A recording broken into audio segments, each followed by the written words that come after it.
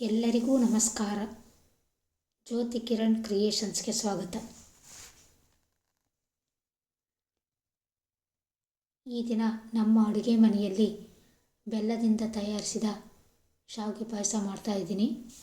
ಒಂದು ಪಾತ್ರೆ ಶಾವಿಗೆ ಪಾಯಸ ಅಂದರೆ ಕೇವಲ ಸಿಹಿ ಅಡುಗೆ ಅಲ್ಲ, ಅದು ಮನೆಯ ಪ್ರೀತಿ, ಹಬ್ಬದ ಸಂಭ್ರಮ, ಹಬ್ಬ, ಪೂಜೆ, ಶುಭ ಕಾರ್ಯ ಅಥವಾ ಸಾಮಾನ್ಯ ದಿನಕ್ಕೂ ಈ ಪಾರಂಪರಿಕ ಸಿಹಿ ಸೂಕ್ತವಾಗಿದೆ.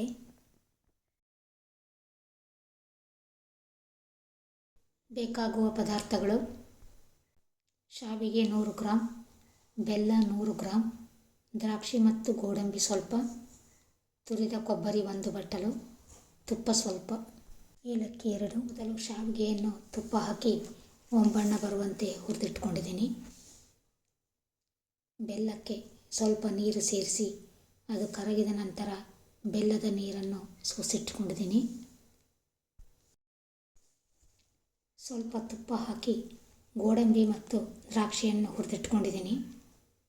ಒಂದು ಮಿಕ್ಸಿ ಜಾರಿಗೆ ತುರಿದ ಕೊಬ್ಬರಿ, ಏಲಕ್ಕಿ, ಸ್ವಲ್ಪ ನೀರು ಸೇರಿಸಿ ನುಣ್ಣಗೆ ರುಬ್ಬಿಟ್ಕೊಂಡಿದ್ದೀನಿ. ತೆಂಗಿನ ಹಾಲಿನ ಮೃದುವಾದ ಸುವಾಸನೆ, ತುಪ್ಪದಲ್ಲಿ ಕರಿದ ಶಾವಿಗೆ, ಬೆಲ್ಲದ ಸಿಹಿ ಹಾಗೂ ಗೋಡಂಬಿ ದ್ರಾಕ್ಷಿಯ ರುಚಿ ಸೇರಿ ಈ ಪಾಯಸ ಮನಸೂರೆಗೊಳ್ಳುತ್ತದೆ.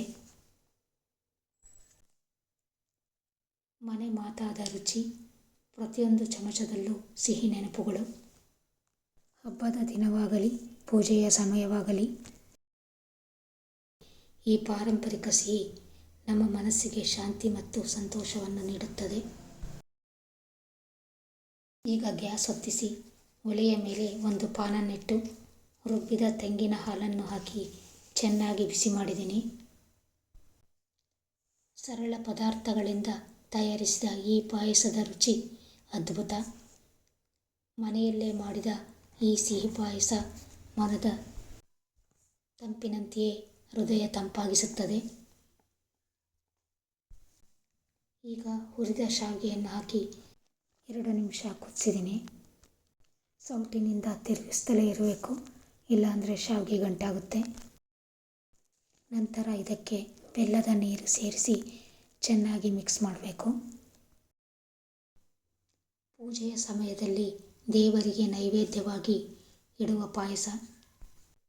ಕುಟುಂಬದ ಜೊತೆ ಕೂತು ತಿನ್ನುವಾಗ ಹೃದಯಕ್ಕೆ ಸಂತೋಷ ತುಂಬುವ ಸಿಹಿ ಕ್ಷಣ. ಈಗ ತುಪ್ಪದಲ್ಲಿ ಹುರಿದ ದ್ರಾಕ್ಷಿ ಮತ್ತು ಗೋಡಂಬಿಯನ್ನು ಹಾಕಿ ಚೆನ್ನಾಗಿ ಮಿಕ್ಸ್ ಮಾಡಿ ಒಲೆಯಿಂದ ಕೆಳಗಿಳಿಸಿದ್ದೀನಿ. ಸರಳ ಪದಾರ್ಥಗಳಿಂದ ತಯಾರಾಗುವ ಈ ಪಾಯಸ ನಮ್ಮ ಸಂಪ್ರದಾಯದ ಸಿಹಿ ಸೌಂದರ್ಯವನ್ನು ಹೇಳುತ್ತದೆ.